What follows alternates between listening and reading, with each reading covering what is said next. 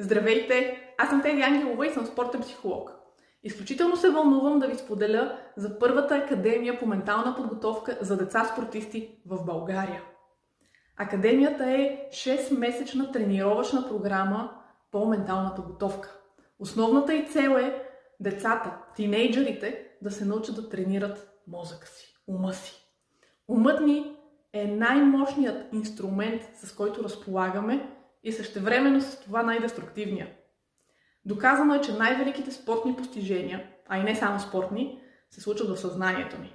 Това, което е в главата ни, е най-важно за успеха ни. Програмата, академията е подходяща за деца от 9 до 12 годишна възраст, както и за тинейджери от 13 до 18. Ще бъдат малки групи, 2 групи, малки, за да мога да обърна индивидуално отношение на всяко едно дете. 6 месеца